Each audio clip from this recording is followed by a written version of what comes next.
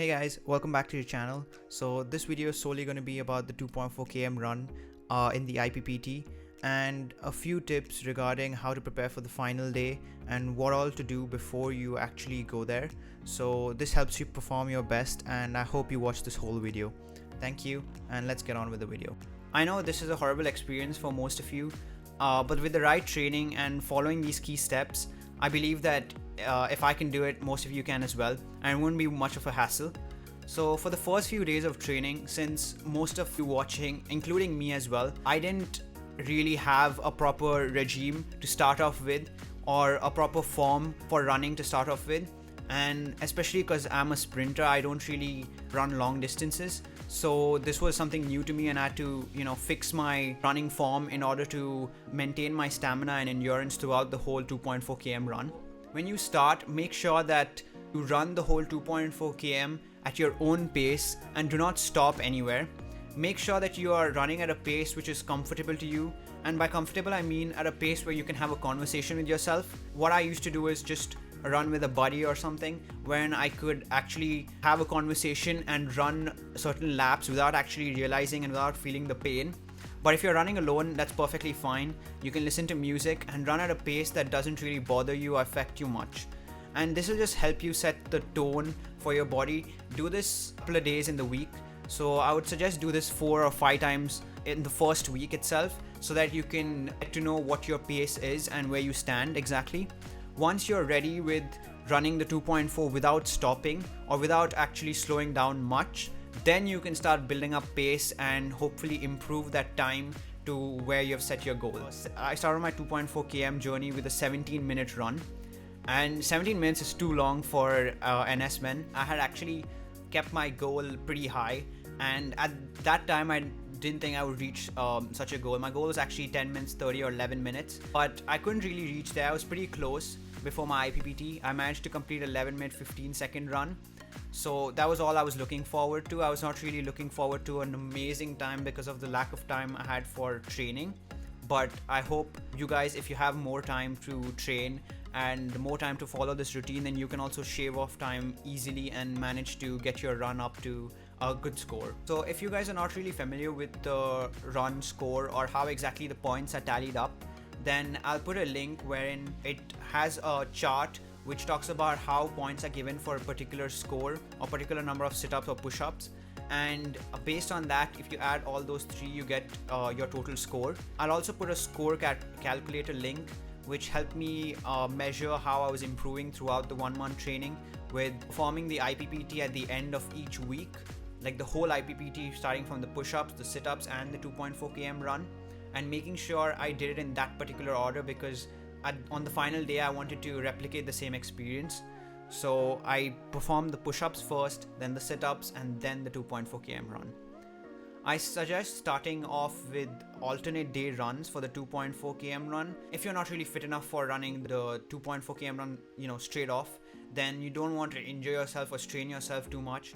Once you're ready with running these alternate day runs and you're more or less comfortable with the pace that you're going at, and you manage to run a whole 2.4 without stopping, then you start building up your pace as mentioned earlier, and slowly you'll see an improvement with maybe a couple of seconds, maybe half a minute, maybe 1 minute as well.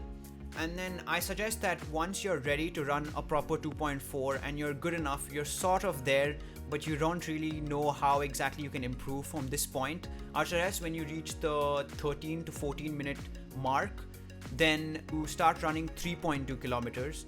And the reason I say run the 3.2 kilometers is because it helps you in 2 particular ways. One, it pushes you to build more stamina and endurance that can help you sprint in the last 100 to 200 meters. And 2, it motivates you to run faster throughout the whole run so that you can maintain that pace and lose more time. I hope this helps. This is what I use particularly for my IPPT, wherein I sprinted about the last 200 to 250 meters. And once you do that, you actually see how your time rapidly decreases, because I initially took about 30 seconds or so for that last 200 to 400 meters when I was practically exhausted at the start. But as I started running 3.2 kilometers, I got more used to that pace and that distance, so I knew that 2.4 kilometers was not much. And that is just a mental trick that I played with myself, and I suggest you guys also do that so that it helps your mind think that you're running a shorter distance and you can sprint. I know that running the 2.4 at the start is really hard, and the starting process of the learning curve is really difficult because running a 2.4 without stopping, personally for me also was very hard. But I suggest that you keep doing this every alternate day. Once you're comfortable, do it every day, and you'll see your progress naturally. Like, it won't really stop and stagnate at a certain point. Every day you will be shaving off like 10 to 15 seconds, and trust me, once you do these time trials and run these 3.2 kilometers, you're bound to improve. Lastly, I know I've been handing out some personal tips along the way of this video, but I wanted to give you guys a brief talk about how you actually prepare for the final day and what exactly happens on the final day that can push you to that 61 mark or push you above or below that 61 mark. So I suggest you listen to these points because they're really important, and I wish I had them before I perform my IPPT. To start off, for the still exercises, there'll be a machine that measures your total count for a particular exercise as well as the time remaining. And most of the machines there are pretty rigid on form. So as mentioned earlier, perfect that form because you don't want to lose any points there. And also there'll be a trainer next to you who will be guiding you throughout the way. He'll tell you what exactly to do before your exercise and how to keep your ID card and your IC together so that it monitors the total exercise. And once you do those exercises, you will have about a 2 to 3 minute gap between both the still exercises. After you're done with those two, then you'll have about a 5 to 7 minute gap between those two and the run. They'll also ask you, if you want to do the run. Personally, I went for it because I knew that I had a time that I could achieve, but I know a few of them who were in my D10 and they couldn't reach that time. So the coach there suggested that do not run the 2.4 kilometers because it might be injurious to your health because you try to push yourself to reach the time, but actually you can't. And no miracle is going to happen overnight. If your time's like 13 minutes and you need 9 minutes in the 2.4 km run, then don't bother running for it because it's a waste of time. But if your time is about 15 to 30 seconds off, then I suggest you 100% go for it because it can really help if you push and do your final stride really well. So go for it. Don't worry, you can always repeat the IPPT. Talking about repeating the IPPT, I suggest you do your IPPT a week or two before the final date. For example, since my first enlistment was on August 10th, I had to do the IPPT by July 22nd, which meant the last day I could do the IPPT was July 21st. But I knew that if I had failed or if something went wrong, I wanted a gap so that I could do the IPPT again. So I booked my slot on July 14th, which helped me keep a backup in mind and know that if anything wrong happens today, I have 1 week left to train, and 1 week later I can come back and do the same exercise in the same run. So do that. Don't keep it towards the last minute because you never know, your IPPT may get cancelled or your IPPT, may not go as well as you expected it to go. So then you always have a backup. Another important tip, don't drink too much water in the break that is given to you because it may lead in a stitch.